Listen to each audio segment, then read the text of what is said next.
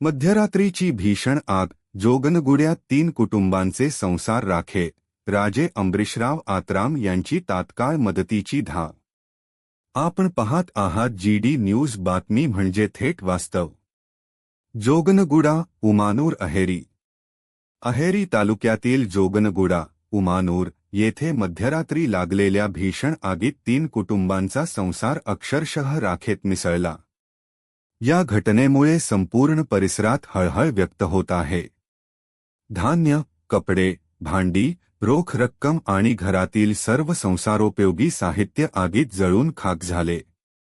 या कठीण प्रसंगी माजी राज्यमंत्री तसेच अहेरी इस्टेटचे राजे अंबरीशराव आत्राम यांनी तात्काळ धाव घेत आपदग्रस्त कुटुंबांना मदतीचा हात दिला। अहेरी तालुका मुख्यालयापासून सुमारे 50 किलोमीटर अंतरावर असलेल्या जोगनगुडा, उमानूर येथे मल्या शंकर बोरुकुट, प्रसादराव शंकर बोरुकुट आणि नागेश शंकर बोरुकुट ही 3 कुटुंबे एकत्र वास्तव्यास होती। 3 मार्च रोजी रात्री सर्वजण जेवण करून झोपले असताना मध्यरात्री अचानक घराला भीषण आग लागली। आगीचे लोळ दिसताच शेजाऱ्यांनी आरडाओरड करून कुटुंबियांना जागे केले। वेळीच घराबाहेर पडल्यामुळे सुदैवाने जीवितहानी टळली, मात्र काही मिनिटांतच घरातील सर्व साहित्य जळून खाक झाले। या आगीत घरातील धान्यसाठा, कपडे, भांडी, रोख रक्कम, महत्त्वाची कागदपत्रे आणि संसारोपयोगी साहित्य पूर्णपणे नष्ट झाले। आयुष्यभराची कमाई डोळ्यादेखत राखेत मिसळल्याने बोरुकुट कुटुंबीय अक्षरशः उघड्यावर आले असून त्यांच्या उदरनिर्वाहाचा गंभीर प्रश्न निर्माण झाला आहे।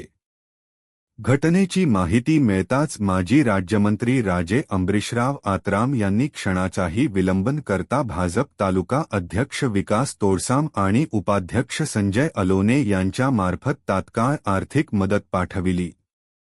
त्यांनी कुटुंबियांना धीर देत या कठीण प्रसंगी आम्ही तुमच्या सोबत आहोत असे सांगत आवश्यक ती सर्व मदत करण्यात येईल असे आश्वासन दिले। यावेळी भाजपचे पदाधिकारी आणि कार्यकर्ते मोठ्या संख्येने उपस्थित होते। राजे अंबरीशराव आत्राम यांच्या तत्काळ हस्तक्षेपामुळे आपदग्रस्त कुटुंबियांना मोठा दिलासा मिळाला असून त्यांच्या मदतीबद्दल कुटुंबियांनी कृतज्ञता व्यक्त केली। पंचनामे करून त्वरित नुकसान भरपाई द्या, राजे अंबरीशराव आत्राम। या भीषण आगीत 3 कुटुंबांचे मोठे नुकसान झाले असून शासनाने तातडीने पंचनामे करून योग्य नुकसान भरपाई द्यावी, अशी मागणी माजी राज्यमंत्री राजे अंबरीशराव आत्राम यांनी केली। त्यांनी तहसीलदारांशी भ्रमणध्वनीद्वारे संपर्क साधून त्वरित पंचनामे करण्याचे निर्देश दिले।